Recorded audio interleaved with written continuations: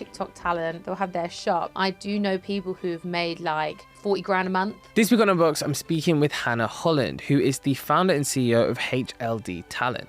HLD is a bit different because they focus exclusively on female talent. I still see those gender pay gaps. So it's very interesting when people talk to me about gender pay gaps because I see them but in a different side. Hannah manages GKBarry alongside a number of other female-led creators. Grace, one of the things that people love about her, she's very humble. And in this episode, we're going to get into how you can, as a female creator, find success in 2024. I want to be the next biggest star tomorrow. You need to earn your stripes to be that person. We're going to get into all of that today with Hannah. We hope you enjoy.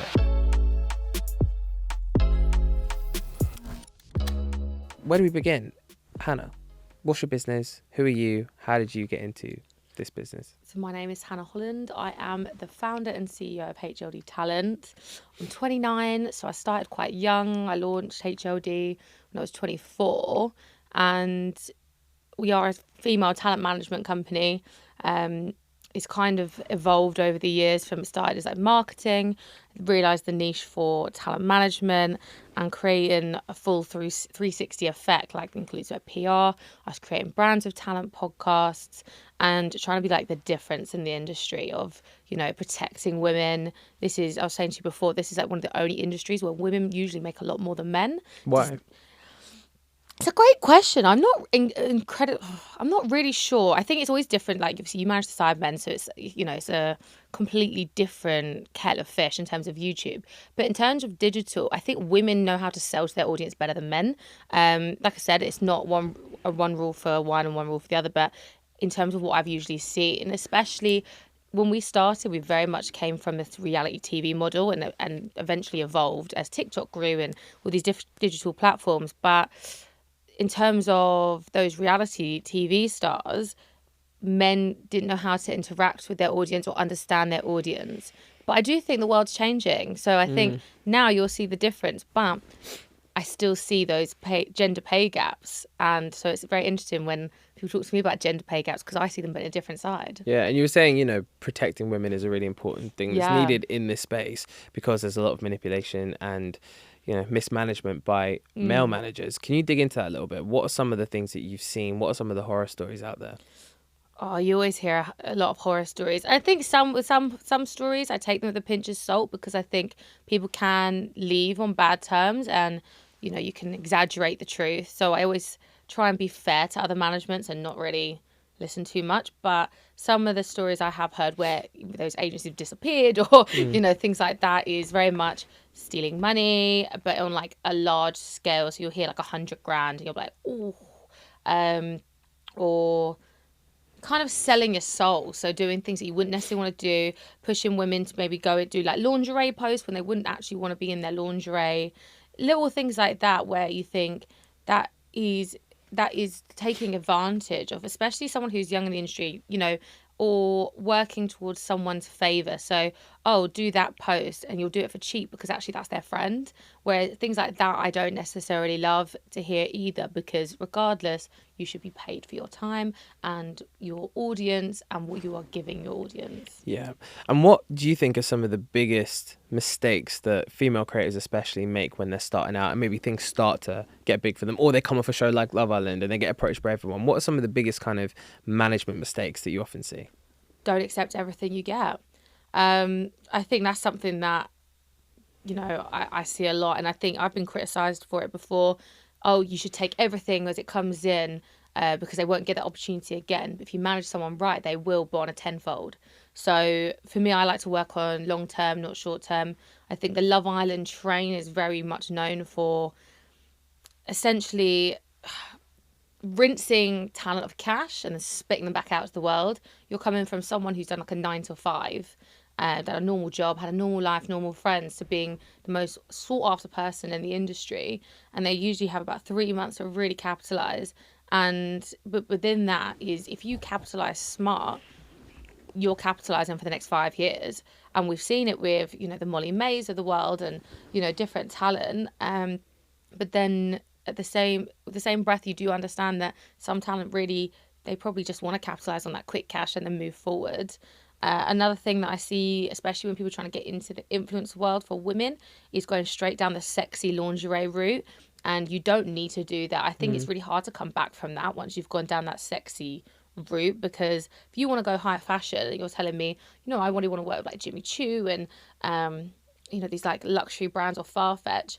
It's they're looking for a lifestyle. They're looking for essentially your page to withdraw them in and people to feel part of that. And if you're just in your lingerie because that's going to get you 24,000 likes, that's what rogue number I pulled out, but you're going to get the mass audience and the mass likes and engagement, that's not a true representative of your audience. I think, in terms of your engagement, obviously it has to be there, but people are also paying for essentially a cheaper version of a mainstream ad. So, they can reutilize that content in a different way. Yeah, and that's, I mean, this is the thing, I've not really worked in the female talent space necessarily. I've never worked in the male talent space. Well, there we go. Space. That's what I'm saying. This is why we're here. But it's interesting you even say that. It's something I would never have even thought about. That actually, and I can imagine to the point on male managers, I wonder what sort of pressure, as you're saying, sometimes comes to women to go down the sort of sexy lingerie route and go into that world, maybe because there's more money in the short term, but actually what does that do for brand image long term? You talk about long-term planning. What are some of the sort of traits of a long-term plan for a talent that you'll work with? So I guess it depends on what kind of talent we're working with. So for like a TikTok talent, and they tell me they want to be a presenter, we're very much looking at what are they doing across their TikTok now. I think for women, the world has changed so much for women talent, because I think at one point when I started, it was very much that sexy pictures. And I think for a long time, our agency was known being a bit more sexy in terms of the women that we managed. They were they are beautiful, and they were sexy, and they had, there wasn't reels, it wasn't video based, it's completely different. Whereas now the world's completely changed to this, everyone's going more video based, everyone's having to evolve, and that's why you're seeing some big influencers that you once everyone knew fall behind because they're not willing to adjust. So in terms of how that long term would look for us is, how relatable are you? Because everyone wants relatability. If you're telling me you want to be a presenter, are you willing to do the vox pops? Are you willing to essentially put yourself out there? Because to be a presenter, it's difficult. I could tell you now, every single talent I've ever met in the last 2 years has told me they want to be a presenter. Like that every single one. Literally every single one. Why do you think that is? I don't know. Is it just that the one reference glamorous. point that is it the one reference point that everyone has, like that's successful? Okay, well I know, I grew up with TV.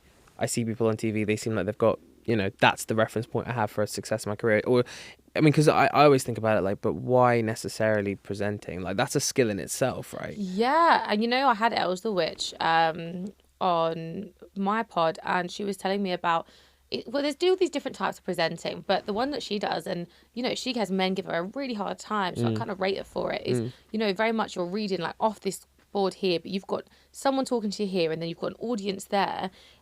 It sounds glamorous. It looks glamorous when people are like hosting a red carpet and all that. It's difficult. It's very, very painfully long.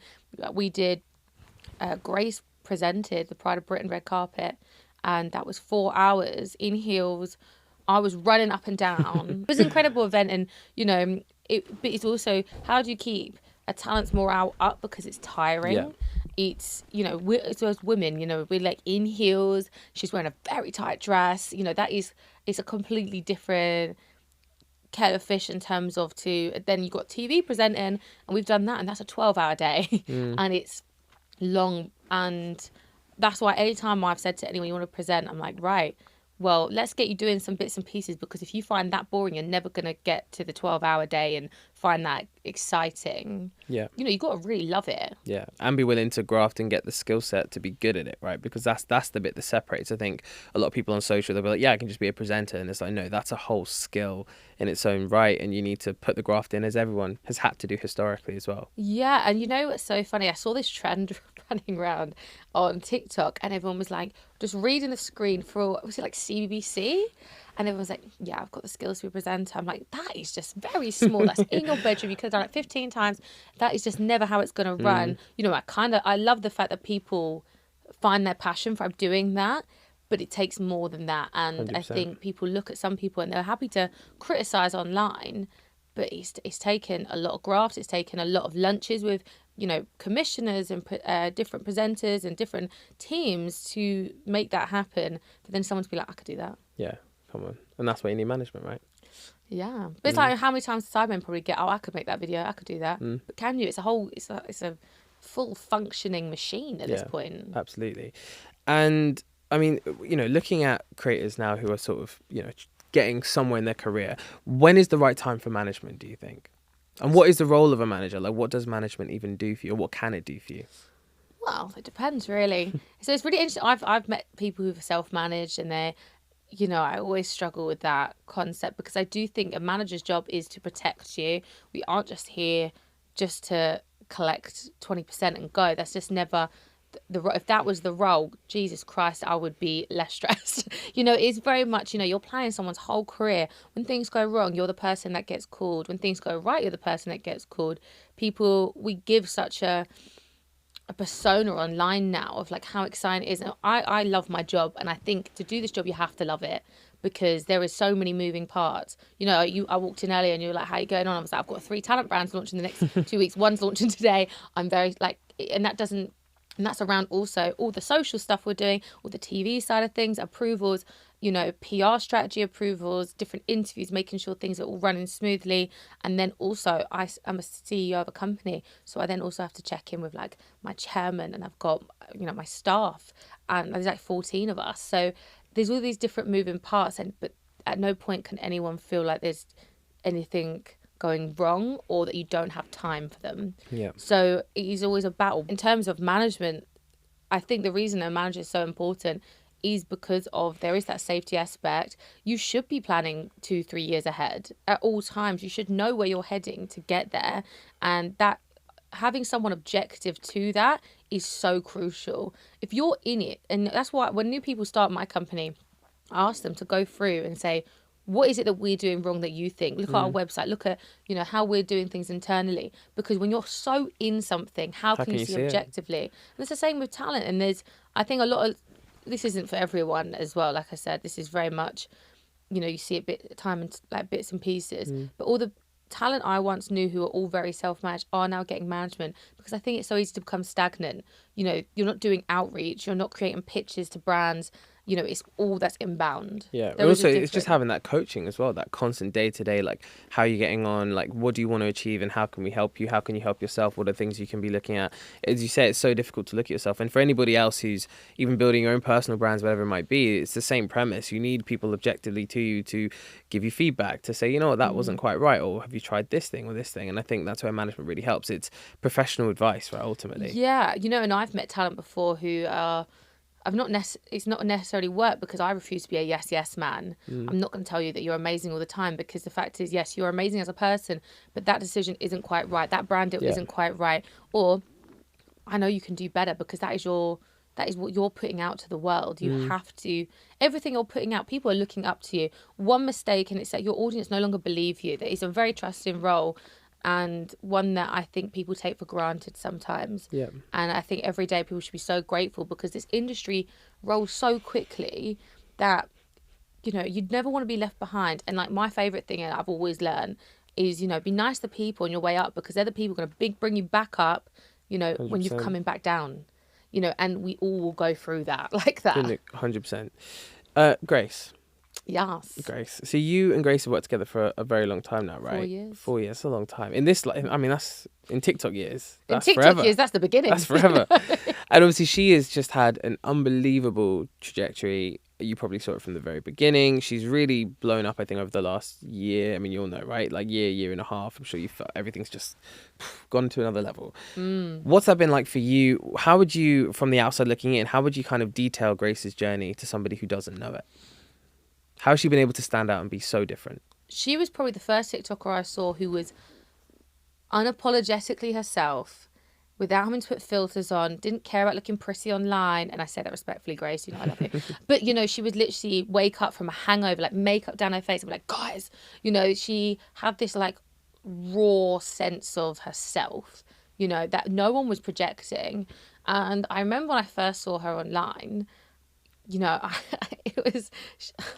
she was like doing live tutorials on like waxing your vagina and stuff, like some crazy stuff. And You know, she was doing impressions of like if you saw a girl that you really didn't like out, and she just felt so relatable. And at the time, no one was paying TikTokers. Like literally, you couldn't force things. You know, we make jokes internally now where me and YMD Ella, we made up like dances with clothes to try and get her paid deals. First 2 years, you know, she really wasn't making money, and it was very much.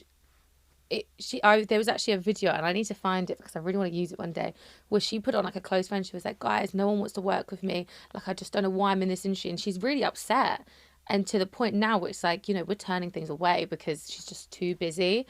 But her journey has very much been 2 years of hard graft. I think a lot of people think she had this really quick come up. She really didn't. No such thing as an overnight success. And that's in social so true, right? Oh, you go overnight success is you've been grafting for a few years and then one day everyone knows who you are. So you must have started yesterday. You know, it's the same with like with musicians, everything. And we worked really hard with her to how do you not change who somebody is? How do you keep them really raw, authentic, but commercialize them so they have a full career out of this? I always knew she would be something bigger than herself. I always knew she would be like the next big thing, you know, comedian. And at one point, you know, we tried to position her as like a stand-up comedian. You know, we've made decisions that have been like, oh, it doesn't fit right.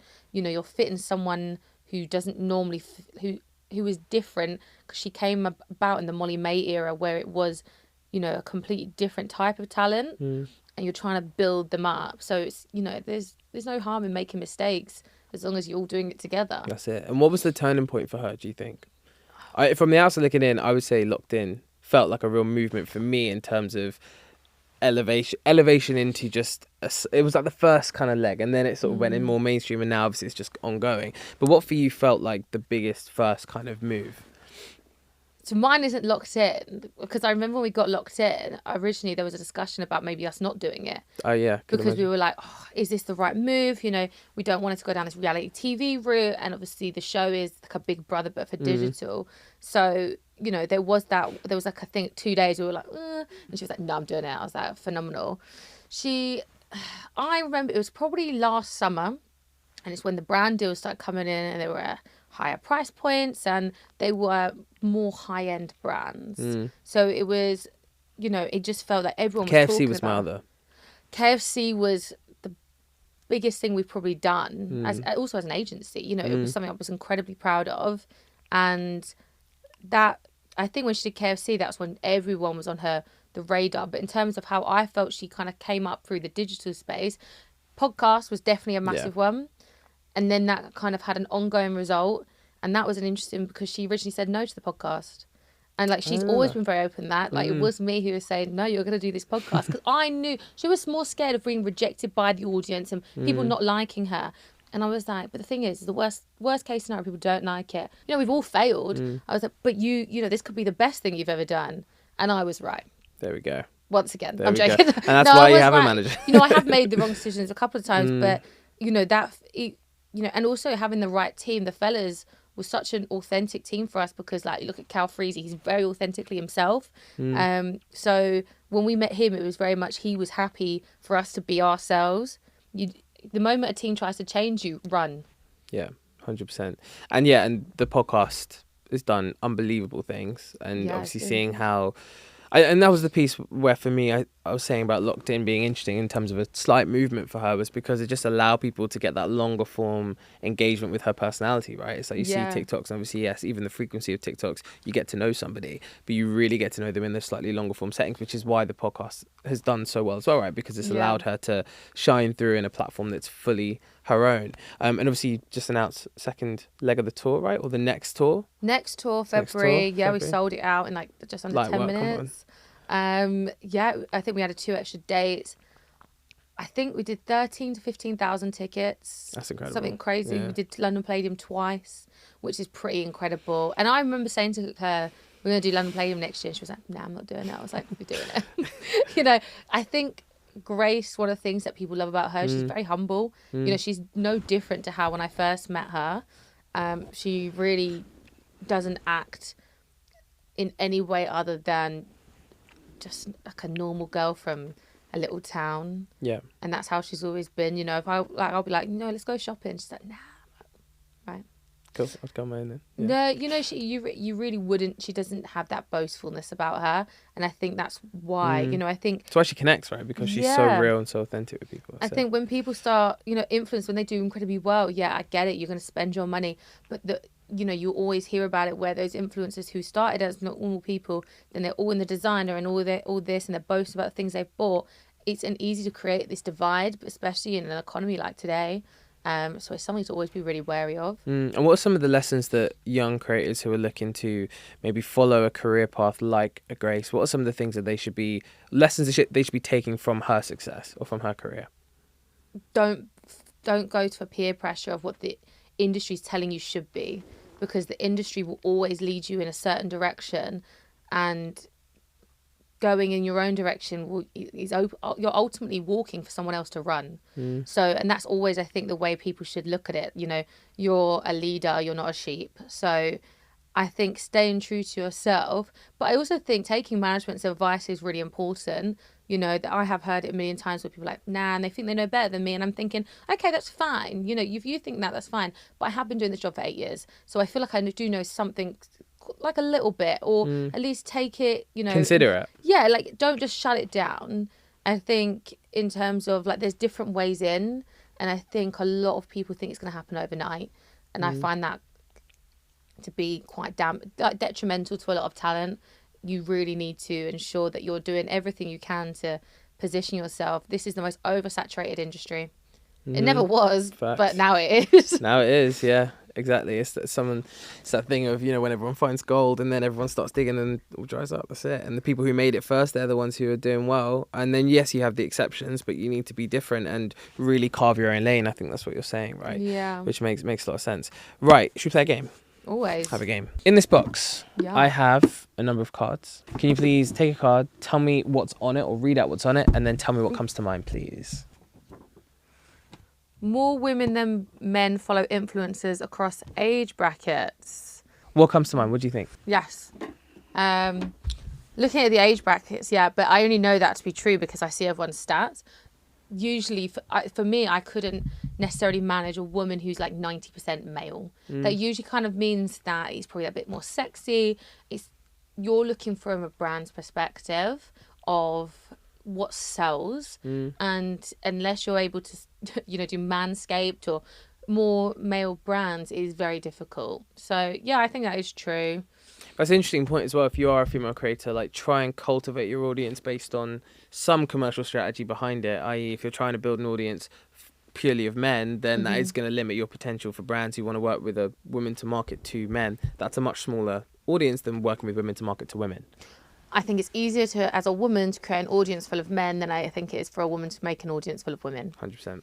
And whether that sounds sexist or not, I'm not sure. But it is very much a case of what you're projecting as a talent. So interesting enough, my audience a few years ago was all men. Well, what can I say? No, but it's because I managed a lot of talent who had come from maybe more the glamour scene. So if they'd tag me, then all of a sudden all their audience would come over to me. It's taken me actually a long time for it to be a bit more, well, not that I was actually intentionally trying, but naturally as I've got older and, you know, I do more podcasts and I talk about my business more, young women kind of follow me more because I think, you know, I get a lot of DMs asking me as like an influencer, how do I go down this route? How do I go down this? Like, how do I create my own media pack? And it's you know, it's a different from before. It used to be like some guy being like, all right, babe. Yeah. I don't have that Times anymore. Times have changed. I'm not sure if I'm sad. You've grown up. That's it. Next one, please. Saving Grace. Just to say Saving Grace. Oh, yeah. How does it feel to have been behind one of the biggest shows in the country? An honour, to be honest. It's like something that I don't take lightly. It's I feel like I'm somebody who I find it awkward to talk about things I've done well. I'm pretty good at talking about the lessons I've learned, but I think with Saving Grace, one of the reasons we've done so well, you know, the production team are incredible, Grace is incredible, and my team worked really hard as well on guests, and we work really closely with the team. I have noticed before with, you know, speaking to talent, that sometimes managers aren't involved in the podcast side. And I do think, I guess it's to do with the agreement in place. So I do understand both sides, but I do think Grace's podcast has done incredibly well based on the fact she has herself and two teams who genuinely believe this is the most incredible podcast, and we're all striving for the same goal. You know, we're not like against each other, butting heads and being, you know, there's like been times, of course, where it's like, no, I think we should do this, and you know, but we all have the same goal and we all get on very well. And I think, yeah, I feel very honoured to be part of that team. Love it. Next one, please. How do I become a talent manager? So there's like at school, college, so you like higher education, get an apprenticeship, get a degree, get work experience, look outside the industry, take a short course, or network. Because agree. I dropped out of university. I did 3 years of a 4-year degree, yeah. I dropped out and I actually ended up working at a nude magazine in like social media. But that was a time where they would take the girls from the magazine and put them in Love Island. So like Megan Barton Hanson and Demi Rose. Oh, yeah. And then they started managing those two people. And that's how I got it. I just sort of fell into it. So I think, you know, they say it's not who you know. It's not what you know, it's who you know. And I do think that's true. You know, having those right contacts, you can learn anything. How do you build a network today? Make sure you go to everything. Like in terms of even if you're an influencer who wants to go into influencer management, you know, when you're getting invited to those events, so especially the Christmas events, go and speak to everyone. That's why I think, you know, sometimes I see people's attitudes, you know, people can be in a bad mood, but one day those people could be, that runner of that company could be the director of their own company. You know, I've always looked at the people who've been polite to me along the way. And very much, I'm sure you'll see it. People don't know what you do for a living. The way they behave until when they know can be different. And that's it's a telltale sign. I agree. Next one, please. Stat: women dominate deal flow, but there's a 30% pay gap. Yes, exactly what I said. It's true. I knew it was true. I didn't have the stats to go with it. Keep that one. Yeah, I keep this. I did know this. You see it, you know. But then the males who do very well, they do incredibly well. So I think in terms of, say, the smaller influencers, say you have 100K on Instagram, it's a woman and a man. That woman will probably be getting paid a little bit more. And I couldn't give you the exact reason. I think it's because of the sales ratio. You know, the ROI on it is just better. For sure. But also the brands that are trying to reach and sell to a female audience, typically they're brands that will probably have more money to spend in the space. They're going to be makeup, going to be lifestyle, beauty, etc. And women more do so. spend more. And women spend more money. They're higher value consumers. Therefore, they're going to be paid more. It makes sense. Yeah, I like to spend a lot of money on things that I don't need. There we go. TikTok Shop has been my devil. TikTok Shop. Explain TikTok Shop to people who don't, because this is coming for everyone's life, and no one sees it unless you see it. It's like QVC but online, and you know these brands that you know and love. They do these like very big discounts on TikTok Shop, but that's through the lives. I don't watch the lives. Like it's very good if you're looking for a deal, like over Christmas or something. But genuinely, if you go onto a TikTok Talent, they'll have their shop, and you can, if they do a video, they can click it through, and they actually make commission off it too. And it's, you know, your clients made money from it. Yes, they do. What kind of money can you make? Do you think? Well, this isn't an accurate representation of ours because I actually don't know the stats, but I do know people who've made like 40 grand a month just on like doing, you know, like an eyebrow tutorial. Yeah. And then they sell that product out. Or I know That's some crazy. people can go really high with it, like 6 figures a month. There's a lot of money. But you have to just live and breathe. That's all you do to get that money. I think that's like your full-time job. Because you can't, because some people, I mean, fair play. If you're making 40k a month, right? Like that can be a full-time job. And that's like outside of working with TikTok on like the live streams with TikTok. This is literally just commission based off just being in your house. Like now I could literally pick up this box and be like, so this box is really lovely. And you know, if I sell those out, I'll make a percentage of commission. And because TikTok is about obviously people going viral and hitting numbers, you don't even have to have a big following in order to do that, right? No, as long as your content's good. It's an incredible ROI, really, for everyone to see. All these brands have to do is send some free products, and in return, they could make 60 grand in sales. It's very smart. It makes the next person, it makes everyone be able to do sales. Yeah, I've seen some ridiculous numbers and stories from TikTok Shop, and I feel like it feels like the equivalent of a Amazon FBA drop shipping a few years ago. It feels like this is the next big Yeah. opportunity, because everyone runs to that, but whoever's going to be an early adopter now and actually embrace it is probably going to make a killing, because also the more people you end up spending on it, right, you're probably hitting a tiny fraction of the population who even know it exists or spend on it, right? Once that starts kicking on, that's proper. Next one, please. Power Digital Marketing found that 41.8% of women surveyed indicated they were most likely to try a new product through influencer posts, compared to 30.6% of men who felt similarly. Yeah, could have told you that. Yeah. It's just the way we are as women. We want to look good. We take pride in everything we do. So, but I think the percentage of men, not like, you go to like a building site, big geezer, they're not as asked about, having like nice boots on for work every day. It's a completely different thing. Whereas, Some of them. wow, I think you need to steal toe cap, but it's just a different way of women as a whole. I can't really summarize us, but we live now in an economy and like a society where everything is quick. We can get everything. I ordered something from Zara Saturday. It came on Sunday. It's the curse of PLT premium, man. What is that? What that has done to a generation of women? Yeah, and it's as well. It's the fact that everyone goes on Love Island. It's like the PLT deal. PLT have done it very well, actually. Yeah, they smashed it. But the convenience cultures, you're saying that the desire for next day, next minute, like people don't want to wait. People don't want to wait anymore. No, it's impatience. Yeah. And, I've been guilty of it too. I had a sofa made. I couldn't believe that every sofa I want was 6 month wait time. I thought, no, it should come next week. And they were like, no, but it gets made. Like, it's like to your spec. I'm like, but the same concept is you say that in management of, I want to be the next biggest star tomorrow. Well, you need to earn your stripes to be that person. 100%. Couldn't agree more. Got one last question for you. Go on. 8 years ago, when you started managing, what would be your one message, your one like alarm bells ringing, whatever it is, to that 21-year-old looking back now? Don't believe everything you hear. Not everyone wants to be your friend. Some people do have like the same. Actually, I would say to anyone looking for management, if it sounds too good to be true, it definitely is. Always look at what someone has done and has shown. I think for me, I've always been too trusting. I think it's one of my biggest strengths and biggest weaknesses.